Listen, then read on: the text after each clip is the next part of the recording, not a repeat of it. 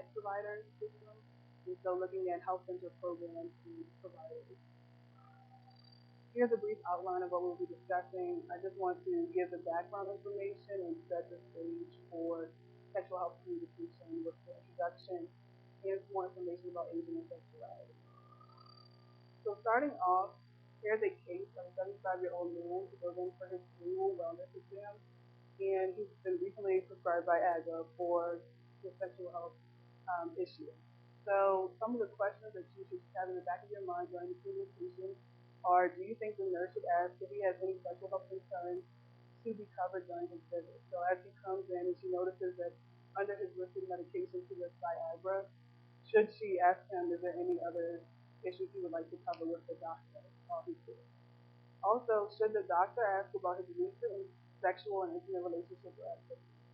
So even after the initial prescription of Viagra, should the doctor follow up? And should he ask more questions about the status? Has anything changed? Do you have any partners? Are you engaging in any other or different behaviors? And in general, how often should this be done? Starting with aging in the U.S. today. We have about 41 million older adults in the United States, and the population is greatly increasing. So as you see this map of the concentration throughout the United States, it's changing, and more regions are becoming darker and darker, which is about 14 to 17% of the population in those states have and older. And so in like near this area, Colorado, you see is a lighter blue, but in the northern region is darker, and in the south it seems to be some trends with more older adult populations, and in the far northeastern quarter. Just some general demographic information about the aging population. There are more older adult women than there are men in the United States. As we know, life expectancy for women is greater, and so it's about 20 years added to a woman's life if she's 65, so about 85. Also, older adults are living more independent lives than ever before, so only about 7.3% of the older adult population needed assistance with personal care, meaning we're more independent, we're probably more isolated, we're living on our own, we're staying in our own homes like longer, and so this poses a problem for healthcare providers because we're not reaching older adults. And a lot of times with public housing, they're in urban areas, and when you have these huge populations, people just are numbers and they're lost. And so making sure that we connect with older adults because their sexual health is important.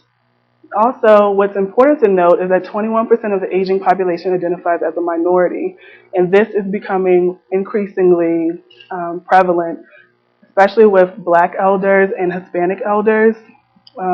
These populations are growing at rapid rates. And here is more of a breakdown of the minority elders in the United States.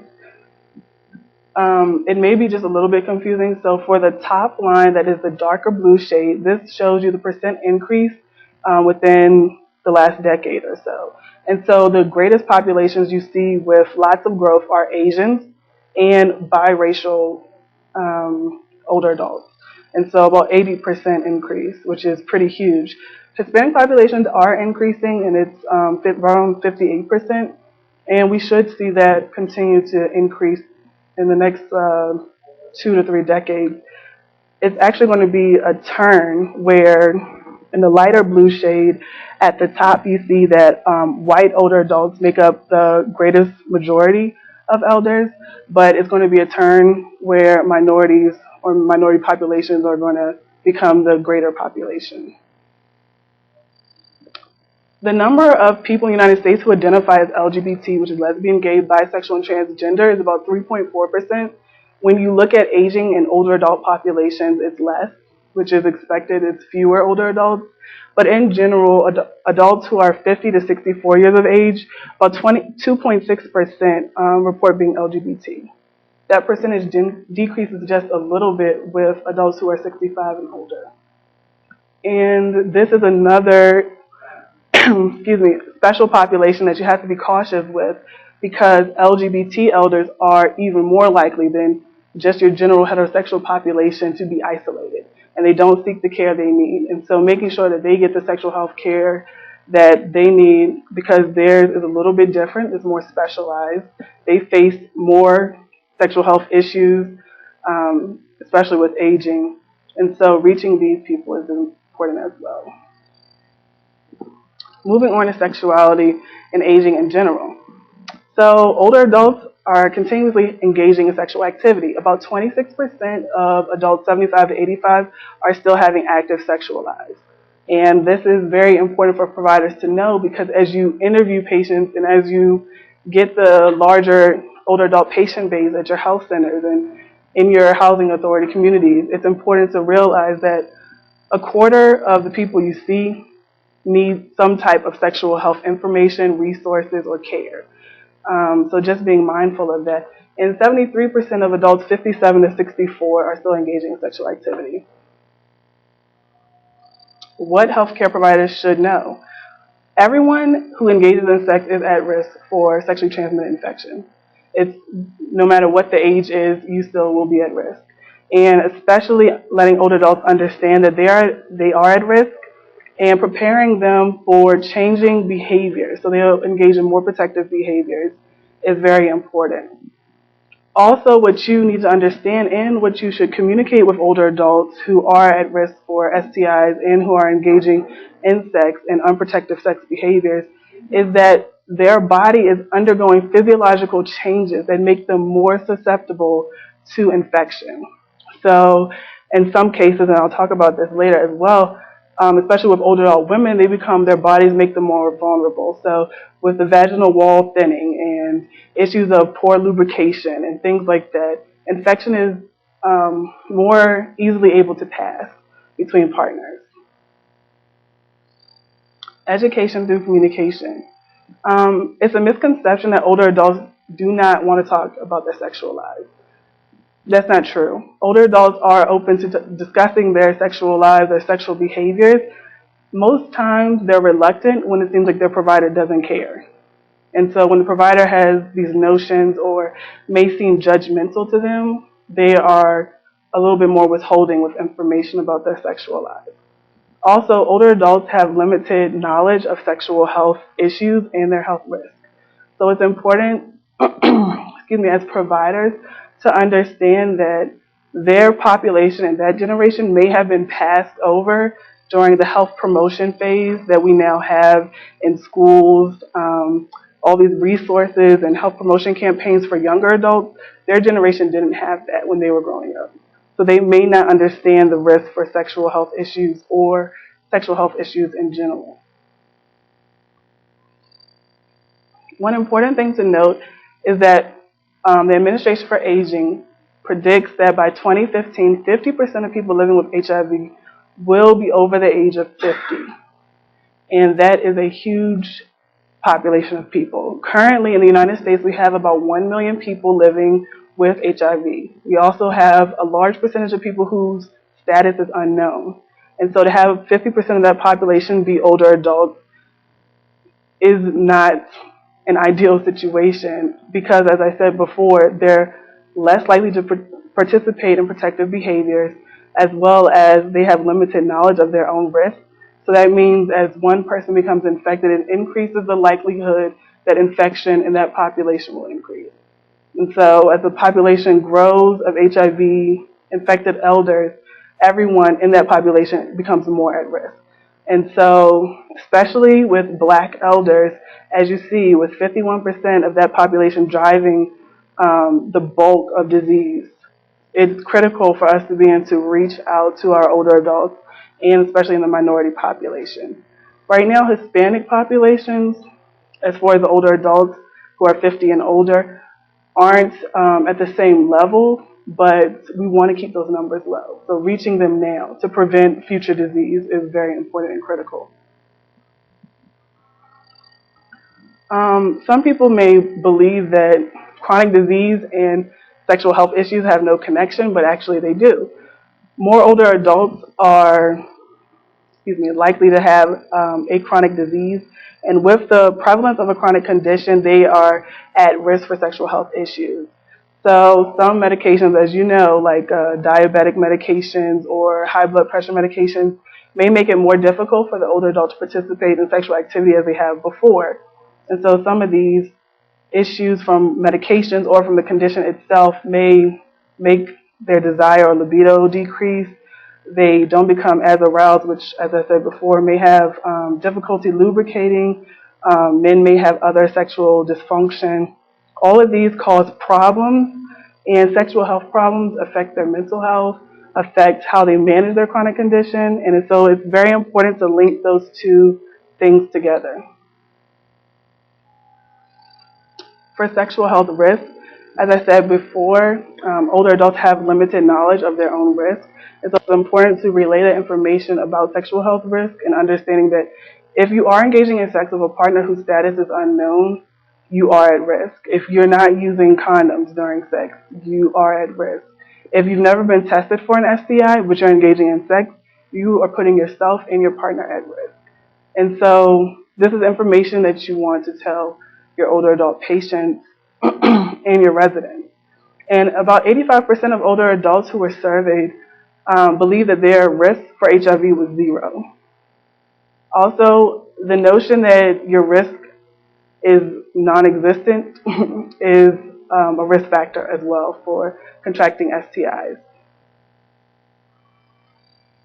Here's some brief information about STIs in the United States.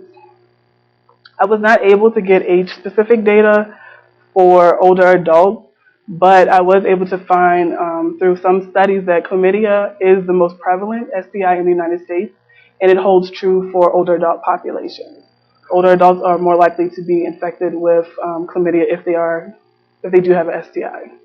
I put asterisks on states that have high older adult populations, and they also have high rates of chlamydia.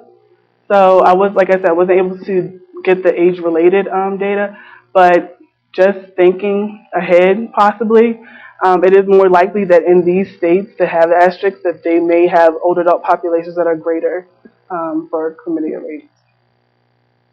And it seems like in the smaller areas, as in the U.S. Virgin Islands and in D.C., there are booming rates of these STIs. And so being mindful of where the prevalence for disease is and relating that to your population. So, letting them know that you have to engage in protective behaviors to prevent these kinds of conditions. Here is the rates for gonorrhea. It's less than chlamydia, of course, but it's still fairly high, and only a couple of states had high rates of gonorrhea and high older adult populations, and that was North Carolina and Georgia. One of the main resources that I used throughout my preparation for my survey was ROA, which is Research on Older Adults with HIV. It's done by ACRIA, which is an excellent resource. It stands for the AIDS Community Research Initiative of America, and they do a lot of work with aging and sexuality, aging and HIV, and other sexual health issues among older adults. So we see that vaginal intercourse is the main cause of infection for HIV.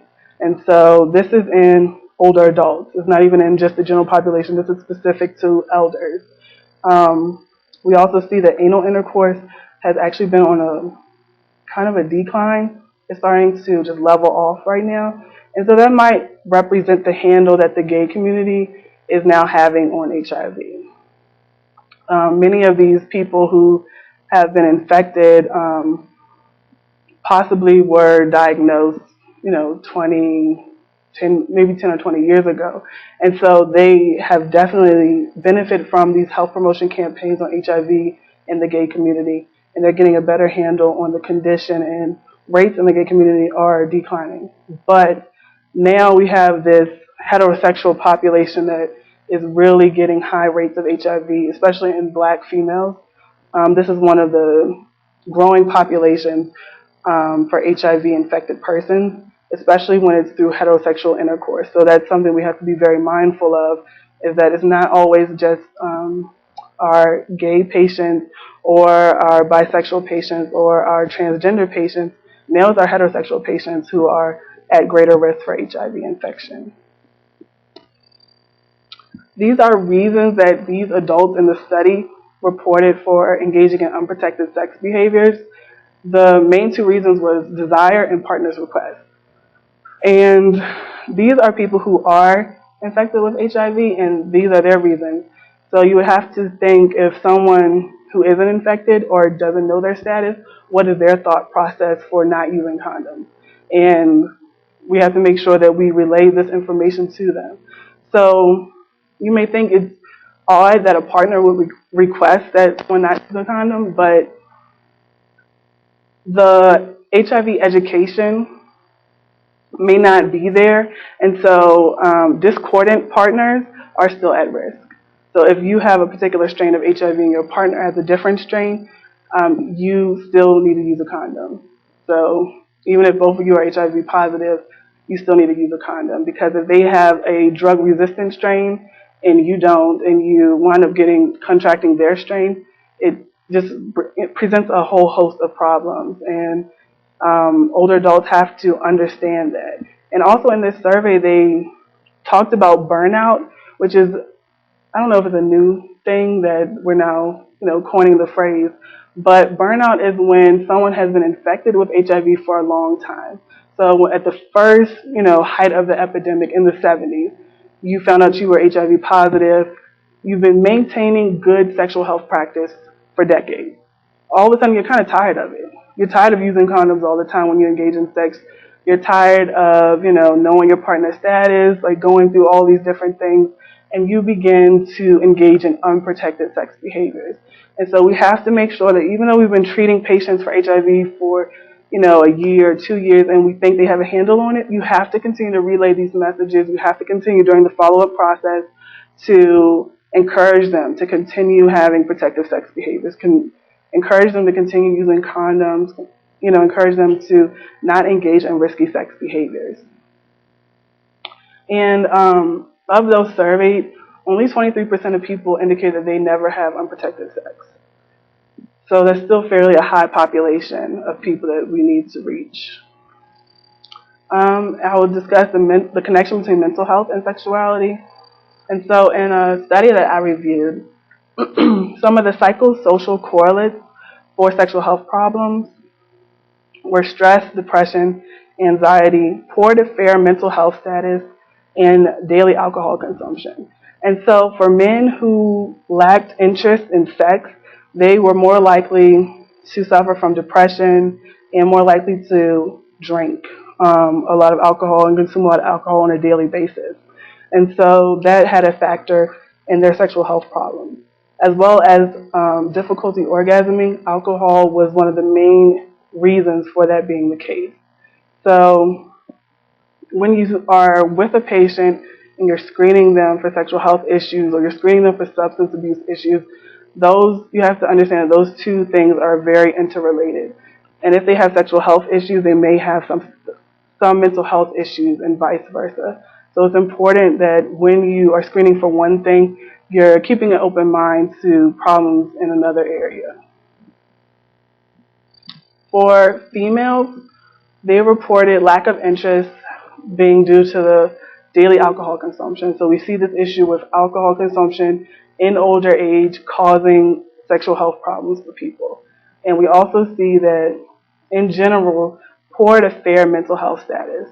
And I forget the actual definition of that, but I think it's just an overall not feeling happy a certain amount of days or so. And then depression. And so depression causes them to not want to engage in sex, to have difficulty orgasming, and to have pain during sexual activity.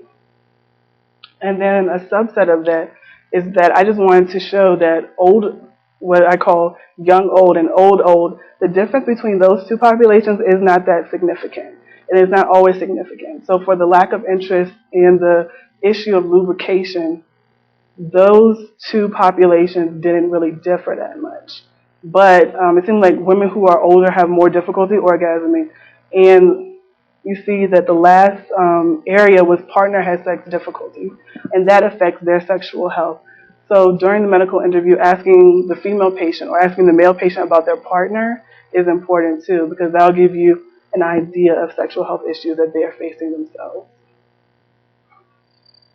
Moving on to communication, the actual definition for the patient-provider communication is communication that encompasses the verbal and nonverbal interactions that form the basis for the doctor-patient relationship. And that sounds like a very abstract definition, but what I take it to mean is that you as a patient, or I'm sorry, you as a provider have to effectively communicate with your patient on not just a verbal level, but on a nonverbal level as well. And so reading body language, using your knowledge of cultural competency and tapping into that, understanding the challenges that they face and relaying that, using open forms of communication, not using any type of limiting language, and just keeping an open mind. And so all of these components work to foster and facilitate a better line of communication between you and your patient. Now, how do you even begin to discuss sexual health with a patient or an older adult that you haven't in the past? And some easy ways or easier ways are to ask questions during an intake form before they even get to the medical interview or anything. Just get their mind adjusted to the fact that you're going to start assessing their need for sexual health care. And so it's important that during these times that, and when you present resources, that you have very general language. So instead of saying spouse or, using the terms marriage or anything like that, using the terms partner, or asking them how they define their sexuality, asking them what gender do they most identify with. Just being inclusive also will open up the door for the discussion. During the routine medical checkup, also inquire about their psychosocial health. So tell me about your week. What kind of challenges did you face this week? Ask about any type of substance use. Ask about their social relationships. Do you have a partner? What do you and your partner do with each other? How do you express your love or care of your partner? Just different ways to delve deeper into the sexual health issue. And then also using the connection between chronic diseases and sexual health. And so if you're an older man and you're on this, you just had like bypass surgery, it's okay for your doctor to ask you, what are you doing in the meantime while you're recovering from your surgery with your partner to still be intimate with them? These kinds of questions. Communication factors to consider. You always want to clarify the patient's question.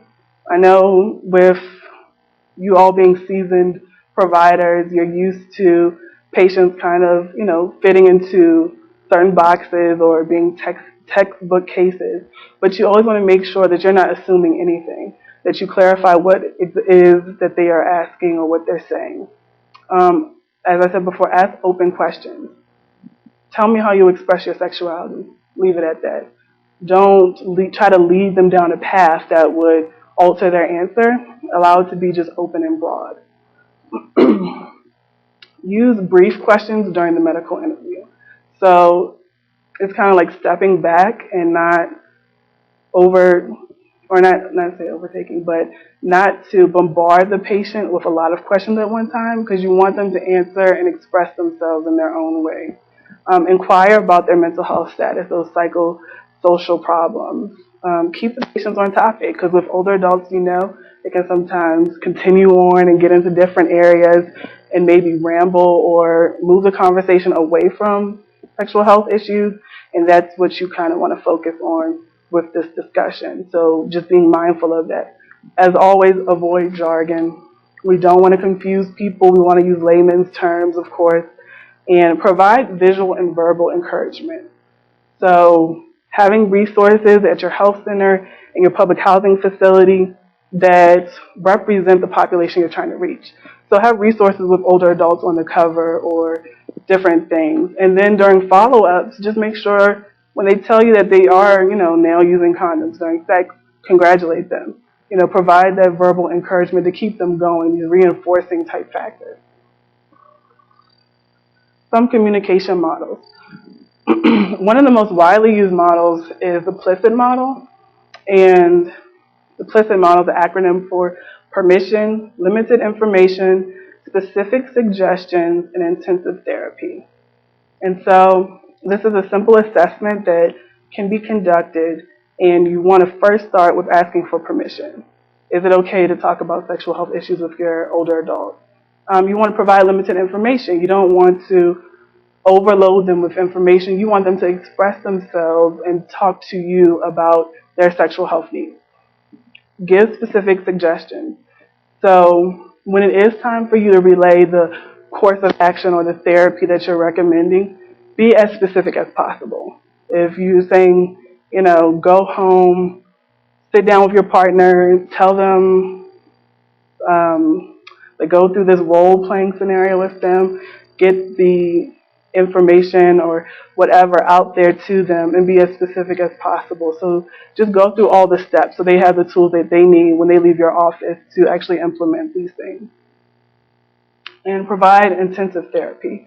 And so I see this as being, especially now with these care models, working with all the health providers the older adult sees. So working with their case manager or working with their substance abuse counselor and working with all these other people when they have a sexual health problem to better tackle the issue. And so getting different opinions and courses of action and ways that they can improve their sexual health status.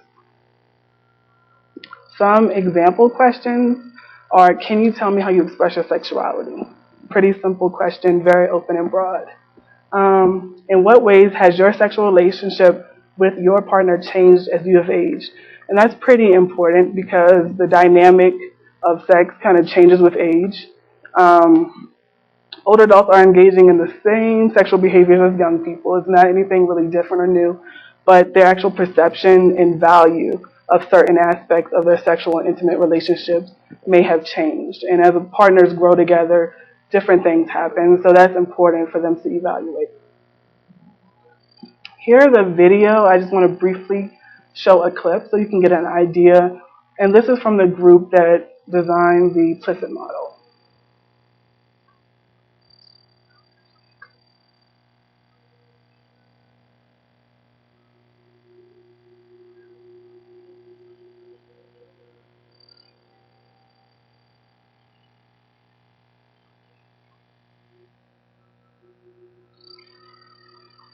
With me today, a student nurse. This is Kate. Hello, Kate. Hi, Mrs. Benson. And if it's okay with you, she'd just like to be present as we talk a little bit. That's all right. So I heard you're going home today. Yes, I can hardly wait. I bet. You've been here a couple days, so it's nice that you'll be able to go home. If it's okay with you, I'd like to ask you a couple questions about your sexual health. That's all right. At this facility, we want to make sure that you go home prepared with any information that you will need, especially after the breast procedure that you've had, where you've had your breast removed. Sometimes there's some changes in your self-image that might go along with that, and that could impact your sexual health in the future. Also, as people age, there's a number of both normal and illness-related changes that happen to your sexual health that people don't always talk about, but really very important to address. So I want to just begin by asking you what concerns you have about your sexual health as you get ready to go home. I think that my major concern at this point is my body that is so changed and it's difficult for me. I can't imagine, and I don't know how my husband is going to react to my body when he sees me like it is now, because it's always been something. My body has always been precious to both of us, and I'm very concerned about how he might feel, whether he would be afraid to touch me, that he might hurt me, or just might not want to even see me. So I'm really concerned about that. As you have gone through your relationship with each other, have there been other points in time when your sexual relationship has changed? Oh yes, oh yes. We have always been affectionate to one another, but as you get a little older, you're not able to perform as often or as passionately, but you graduate onto different levels of sex, and the touchy, feely, compassionate, loving, and caring about one another come out more. If you really love one another, you really don't have anything to worry about because love does find a way. But I'm concerned because I know that in the past my husband had a blood pressure problem and he went on blood pressure medication, and so he was not able to perform the way he would have liked to or the way he was used to. Some things do change. But he asked his physician about changing his medicine if that was a possibility, and his doctor was able to adjust his medication so that we were able to have at least missionary type sex, which was fine. Then something nasty happened to me, and I was premenopausal, then I was menopausal, and I must say that at many times sex was very uncomfortable, and I just as soon forget about the whole thing, but I felt that I wanted to be loved, and I wanted my husband to be able to love me in any manner that he wanted to. So I asked my physician about something, and she was able to put me on a very low dose, the minimum low dose of hormone replacement therapy, and that helped me quite a bit. Now we're coming into a different stage again where the touchy-feely, checking out one another, I can't wait to get in bed even now and just sort of get into my husband's arms and have him caress me and love me and hold me. I need that. And I hope that we can get back to that, at least that stage of loving one another. And I'm looking forward to some help, perhaps talking to someone and finding out just how people manage.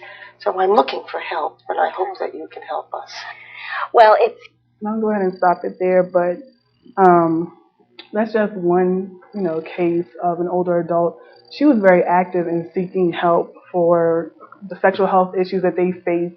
But as you see, it's a dynamic issue. It continues. And so, like she said, her husband suffered from, issues with his medication, and then she was premenopausal, and then they had this issue. Oh, yes. Yeah, so that's kind of staged.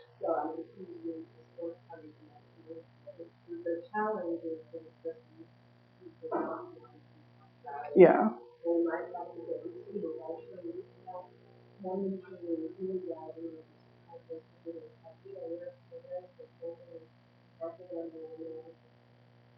Yeah.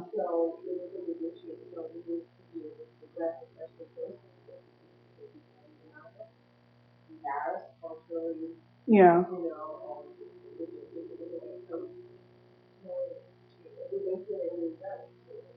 Yeah. Uh-huh.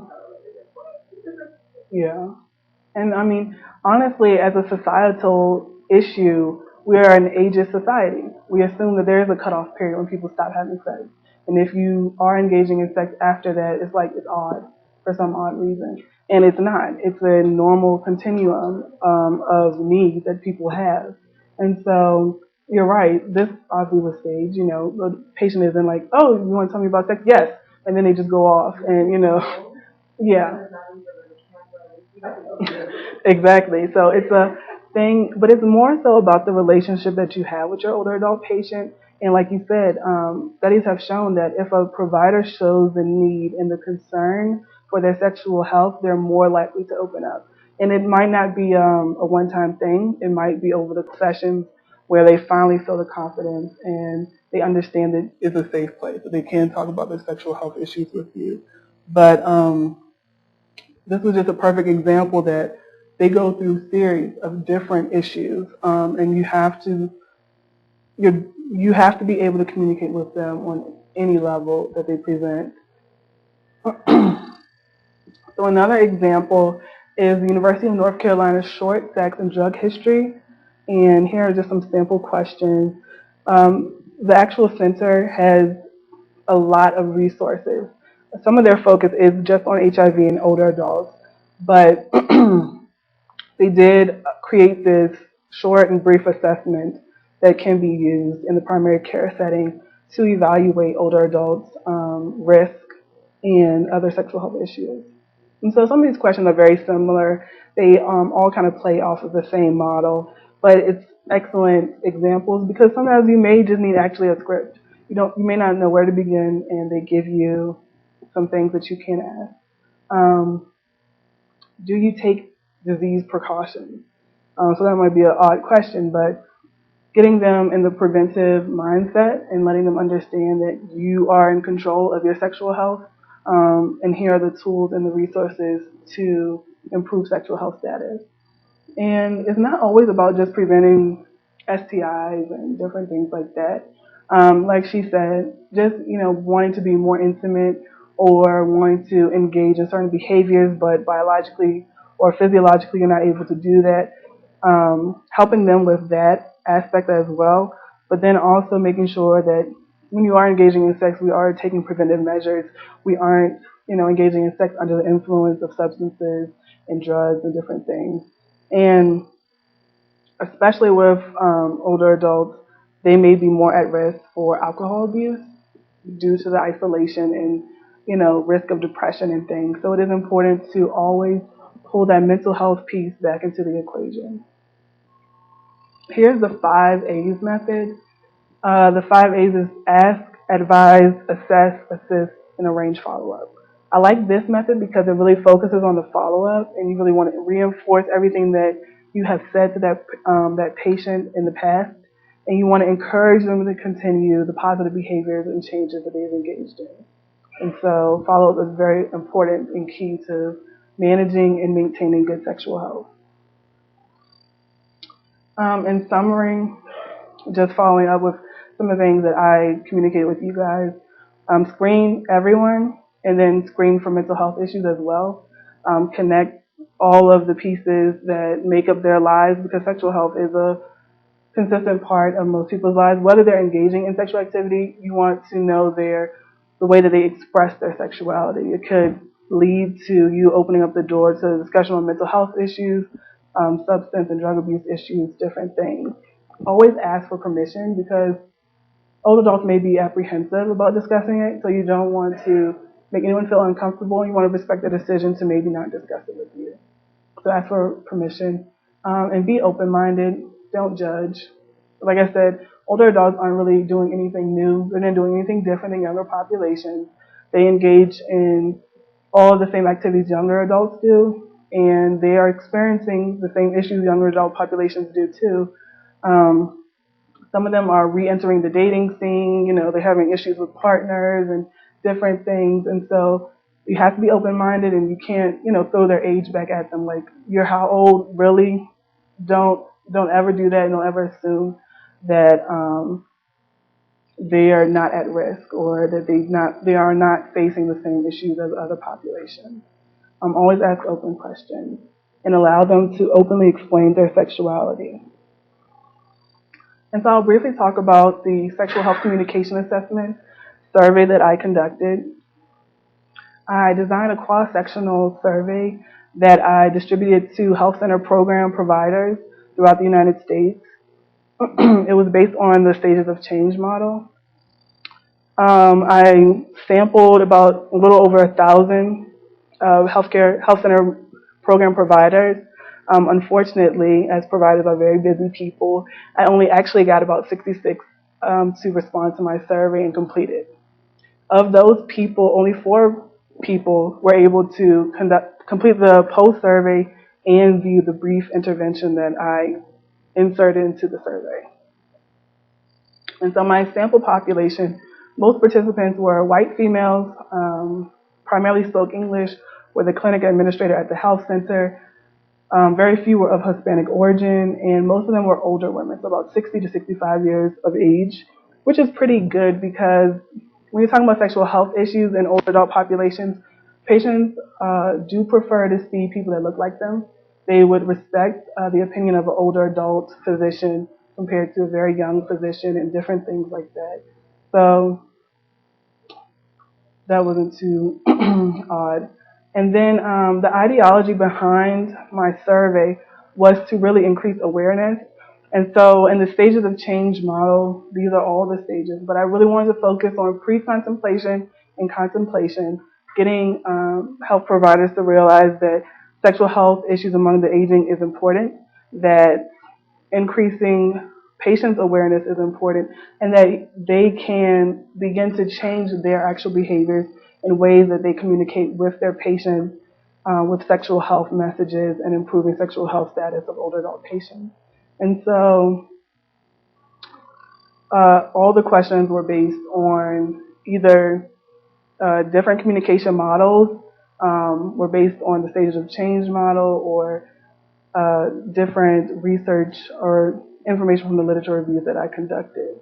Some of the example questions from the survey were on awareness, sexual health communication in general, and the desire to increase skills, knowledge, or training. And so one question was, I am aware of the challenges older adults face in receiving sexual health information, fairly similar to your pre-survey question. For the sexual health communication question, I think it is appropriate for health providers to ask older adults about their intimate and sexual relationships. And lastly, if given the chance, I would get additional training or education on ways to discuss sexual health with older adult patients.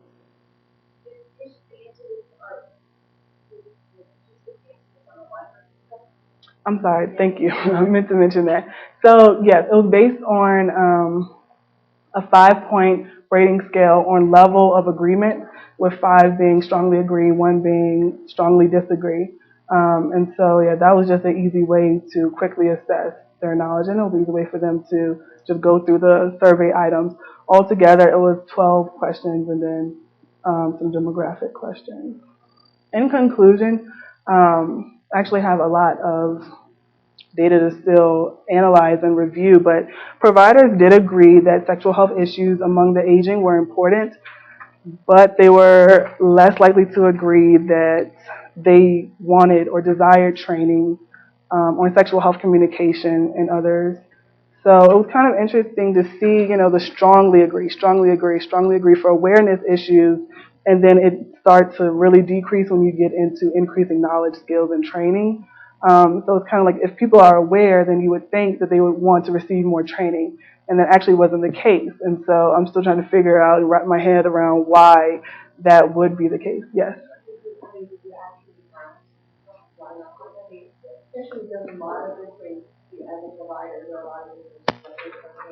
Mm-hmm.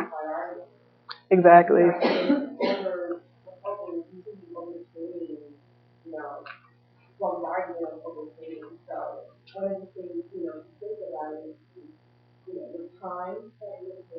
Mm-hmm. Yeah, exactly. Mm-hmm. No, I completely understand. Yes.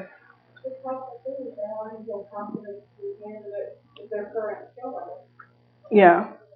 But see, that's where the disconnect is, because when you review the literature and you see the statistics, a lot of providers are saying they never receive enough training to specifically specialize in geriatric care. And it's true, because when you go to medical school, you may have a couple elective courses on aging health, but unless you're a geriatrician, you're not getting that specialized care to deal with older adult populations. And so actually, specialists in older adult populations are declining, and it's falling back on the primary care workforce. And so now, yeah, you have to deal with these things, whereas maybe a couple of years ago, a geriatrician was dealing with sexual health issues, and even just general older adult health issues. Providers aren't even really aware of that. But then to say sexual health issues in older adult populations is like compounding this issue. So it's a problem. But I completely understand what both of you are saying. And some providers may feel competent enough, and for whatever reason, they have the skills, maybe just on-the-job training that they received from having large older adult populations. They feel competent enough to deal with these issues. But with health center programs, most of them don't have a lot of older adult patients, and so, or in general, most of them have about 5 to 10% of their patient base being patients over the age of 65. So it's like they're not reaching the levels of patients that are actually out in the community, and then they're not actually seeing a lot of patients. So it's kind of, you wonder, yes. And that's a very good point. Because when you look at it, and according to the regard patients are adults, and only 50% are seniors, then you want to go to the training that will address the majority. Yeah. But I wonder if there's some training and communication with any of that stuff is very difficult. Yeah. Anyway, so you could be doing to the one together in a hospital. Yeah. Mm-hmm. That would be, yeah, because I mean, it still is a struggle with any population talk about sexual health. So no, that's completely correct. About 40% of providers said that they were somewhat aware of the challenges older adults face in receiving sexual health information. So I mean, that's pretty high because that's just somewhat aware. Some people said that they strongly agreed that they were completely aware of the challenges older adults face. As far as resources, providers indicated that they did have resources at their health center or they knew of resources for older adults and sexual health issues. So that was good. However, some of the problems that I had was during the sexual health communication questions when about 38% indicated that they can effectively communicate with older adult patients about sex. And so this was just a very bare bones analysis and questionnaire. And so further research would obviously need to be done to seriously pinpoint and evaluate effective communication. Just asking someone, can you effectively communicate with someone? You say, yes, I can. What does that actually mean? And so, delving a little bit deeper, maybe using a series of questions that I can assign a score to or something like that to see what effective really is. Like what strategies are you using? How do you know the patient is actually understanding what you're saying? So what we may think we're relaying to the patient completely went over their head. So just being mindful of that. Oh, yes, I'm sorry.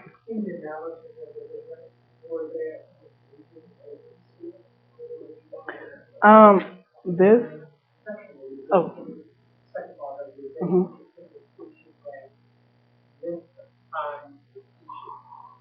was seen. Okay.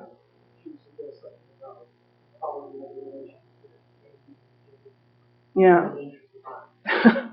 Excellent question. So I wish that I had done that.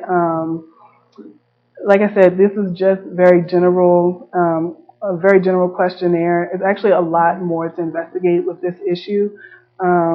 And as far as the regional differences, that's something that I still could look into.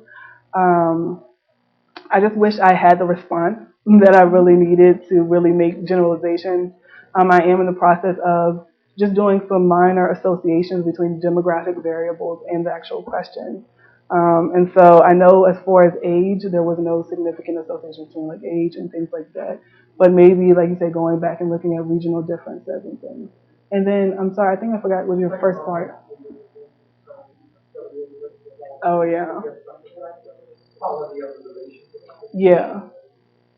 And that would be an excellent component to the effective communication analysis.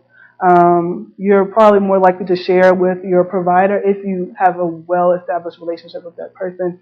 If you're coming in for something minor like your blood pressure medication's a little bit off and you had a spike the other day or something, and they just jump and start talking about sexual health, you're like, no, I'm not going there with you. I don't know you. So definitely, that would be excellent for future analysis. And next,